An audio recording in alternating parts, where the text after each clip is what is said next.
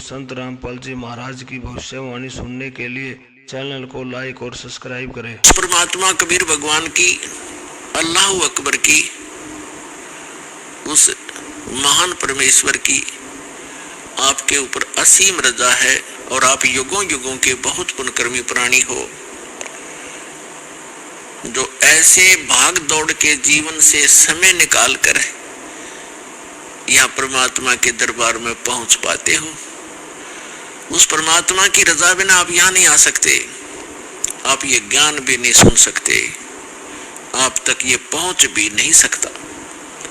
इस ज्ञान को आप तक पहुंचाने के लिए परमात्मा ने 600 वर्ष पहले प्रयत्न किए और उन दुष्ट लोगों ने, स्वार्थी नकली गुरुओं ने अपनी रोजी रोटी को उत्तम मानते हुए, प्रथम मानकर अपने स्वार्थ को प्रधान मानते हुए कबीर भगवान उस धानक रूप जुलाहे को बहुत परेशान किया और यथार्थ ज्ञान को हमारे तक, आप तक नहीं पहुंचने दिया। उस परमेश्वर ने वो अमर ज्ञान अपनी वाणी में, सच्चिदानंद घन ब्रह्म की वाणी में, कबीर वाणी में लिपिबद्ध करवा दिया अपनी प्यारी आत्मा धर्मदास जी द्वारा।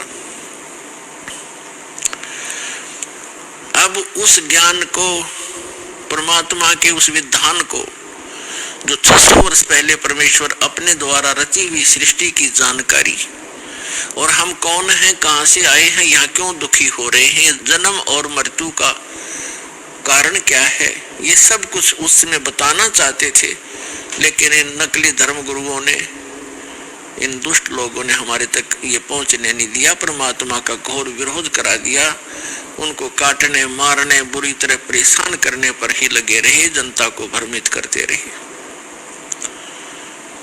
उस परमेश्वर ने कहा था कि जब 5500 वर्ष कलयुग बीत जाएगा, उस समय सभी अपनी प्यारी आत्माओं को शिक्षित करूंगा, पूरे मानव समाज को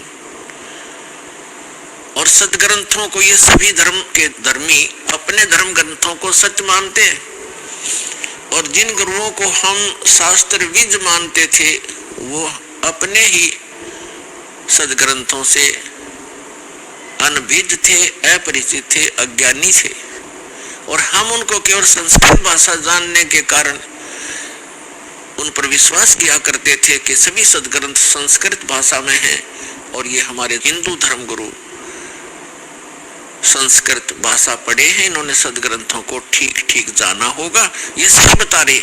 और उनकी एक दाल गलती रही उस समय कि कबीर जुलाहा है, धानक है, और उस समय संस्कृत पढ़ने का अधिकार केवल ब्राह्मण वर्ग को ही था।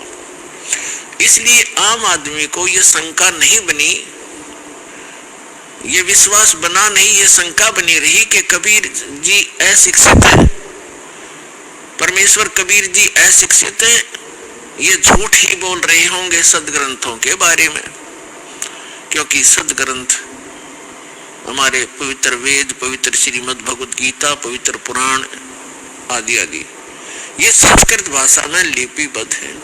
तो परमात्मा ने ये समय निर्धारित किया था, अपनी प्यारी आत्मा धर्मदास जी से बताया था, और धर्मदास जी ने जब पूछा, परमात्मा आज तो बहुत ही धार्मिक व्यक्ति हैं, इनके अंदर धार्मिकता है, बुराइयों की भी त्रुटि है, यानी कमी है, पर बुराइयां भी कम है, न्यून है, और 5500 वर्ष जब कलयुग बीतेगा, यानी आज से लगभग 600 वर्ष पश्चात, तो और आप बताते हो कलयुग में मानव की वृत्ति बहुत गिर जाएगी, इनके विचार मलिन हो जाएंगे, चरित्र ठीक रहे नहीं, अविश्वासी कृत घनी बन जाएंगे, तो तब कैसे समझाओगे मेरे मालिक।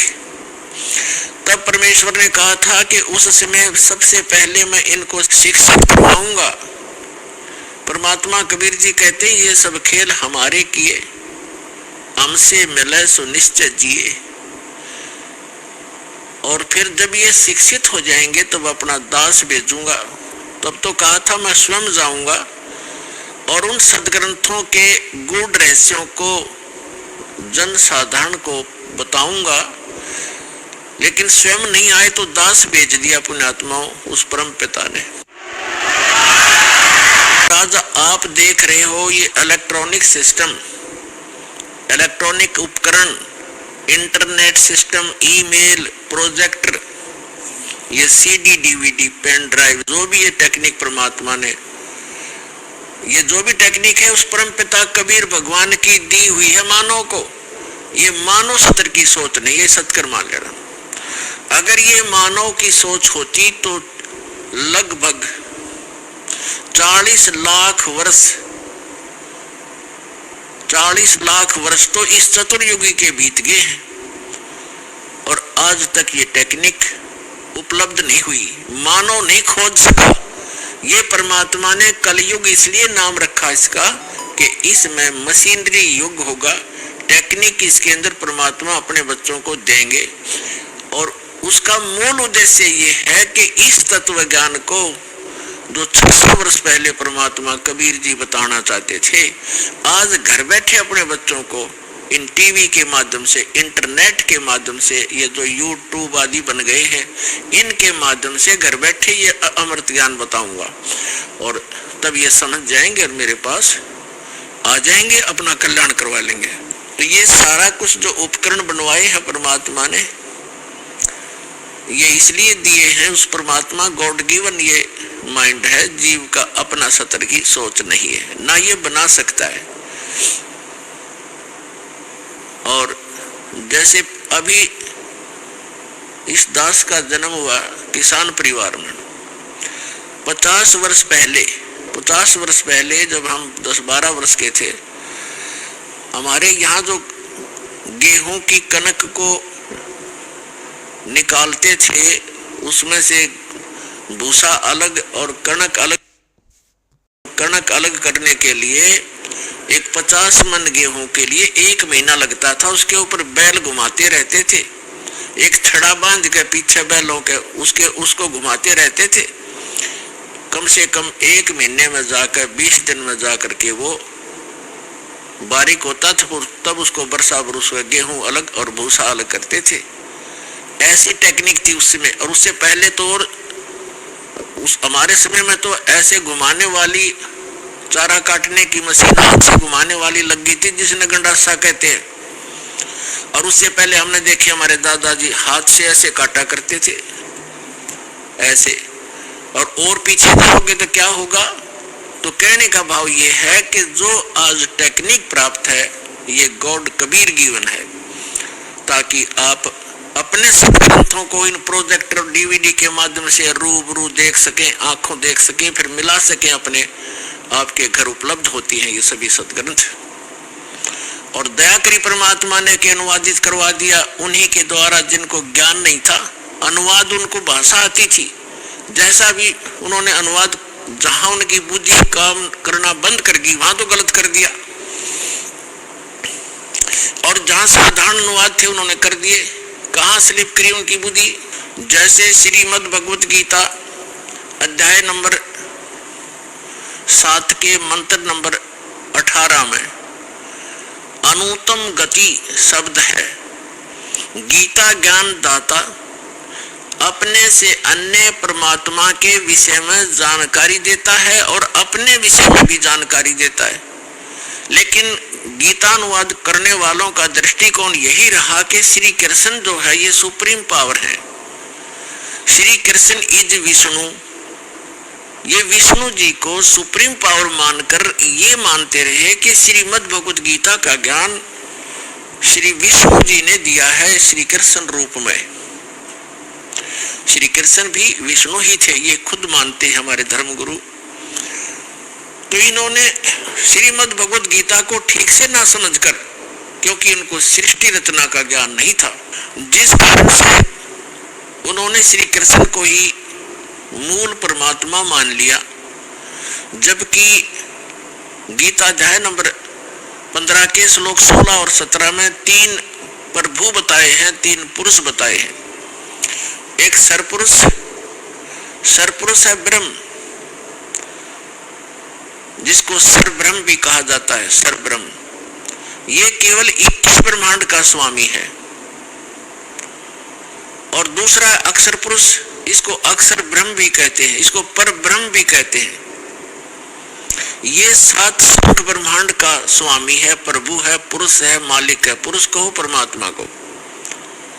श्रीमद् भगवद गीता अध्याय नंबर 15 के श्लोक नंबर 16 में कहा कि 2 पुरुष हैं इस संसार में, पृथ्वी वाले लोकों में, और ये भी नाशवान और इनके अंतर्गत जितने प्राणी हैं वो भी नाशवान है। जीव आत्मा किसी की नहीं मरती, वो तो पशु पक्षी की भी नहीं मरती। श्रीमद् भगवद गीता अध्याय नंबर 15 के श्लोक नंबर 17 में तुरंत कहा है, उत्तम पुरुष तु अन्य। पुरुष माने परमात्मा, प्रभु, स्वामी। उत्तम पुरुष यानी पुरुषोत्तम। पुरुषोत्तम तो इन दोनों से कोई भिन्न है। सरपुरुष और अक्षर पुरुष, जो 16वें श्लोक में बताए, इनसे कोई भिन्न है, वो वास्तव में परमात्मा कहा जाता है। उत्तम पुरुष तु अन्य परमात्मा इति उदाहरत है। यह लोक तरम आविश्य अन्य परमात्मा इति उदाहरत है। यह लोक तरम आविश्य विभर्ति अवय ईश्वर है। उत्तम पुरुष यानी पुरुषोत्तम, श्रेष्ठ भगवान, सही परमात्मा तो इन दोनों से कोई और है, अन्य है, और वही परमात्मा कहलाता है, वो परमात्मा कहा जाता है। और वही तीनों लोकों में प्रवेश करके सबका धारण पोषण करता है। श्रीमद् भगवद गीता अध्याय 15 के श्लोक नंबर 1 से लेकर 3 में एक विशेष विवेचन है, विशेष विवरण है कि उल्टा लटका हुआ ये संसार रूपी वृक्ष है। उल्टा लटका हुआ संसार रूपी वृक्ष जानो, जिसके ऊपर को जड़ तो समझो मूल मालिक है। वो उत्तम पुरुष है तो अन्य जो है वो तो है जड़, मूल, और उसके बाद जो जमीन से बाहर दिखाई देता है वो सारा पेड़ होता है। उसके फिर विभाग बताए हैं। अक्षर पुरुष जो तना है वो अक्षर पुरुष है, और उससे कोई मोटी डार निकलती है वो सरपुरुष समझो। और उस सरपुरुष के आगे जो 3 शाखा है, रजगुण ब्रह्मा, सतगुण विष्णु, तमगुण शिव जी, वो आगे शाखा है, वो देव है। ये तीनों ब्रह्मा विष्णु महेश है। और 5 रूप संसार, उस परमेश्वर ने श्रीमद् भगवद गीता अध्याय नंबर 15 के श्लोक नंबर 1 में बताया है कि ऊपर उसी का विवरण अपनी सिंपल लैंग्वेज में सच्चिदानंद घन ब्रह्म की वाणी में कहा कि अक्षर पुरुष एक पेड़ है और सरपुरुष वाकी डार। सरपुरुष कहते हैं ज्योति निरंजन काल को, और इस काल के 3 पुत्र हैं, रजगुण ब्रह्मा, सतगुण विष्णु, तमगुण शिव जी। इस सरपुरुष के पुत्र हैं 3, ब्रह्मा विष्णु महेश। अक्षर पुरुष एक पेड़ है, सरपुरुष वाकी डार, और तीनों देवा शाखा हैं। ये 5 रूप संसार। तो इस पूरे प्रकरण में ब्रह्मा विष्णु महेश की क्या स्थिति है? ये इस ब्रह्म के पुत्र हैं, और ब्रह्मा विष्णु महेश की माता दुर्गा है, अष्टंगी देवी। तो विष्णु जी कौन है? विष्णु जी एक ब्रह्मांड में एक विभाग के विभागीय मंत्री है, सतोगुण विभाग के। और ये 3 भाई हैं, तीनों का अलग अलग विभाग है। रजोगुण विभाग के मंत्री मालिक प्रभु स्वामी ब्रह्मा जी, और सतोगुण विभाग के स्वामी श्री विष्णु जी, और तमोगुण विभाग के स्वामी प्रभु श्री शंकर जी। ये एक ब्रह्मांड में केवल एक विभागीय मंत्री हैं, और इनका पिता जो ब्रह्म है सरपुरुष, वो एक ब्रह्मांड के अंदर मुख्य मंत्री का रोल करता है। ऐसे 21 ब्रह्मांड है सरपुरुष के, जिसको ज्योत स्वरूपी निरंजन काल भी कहा जाता है, जिसके लोक में हम रह रहे हैं।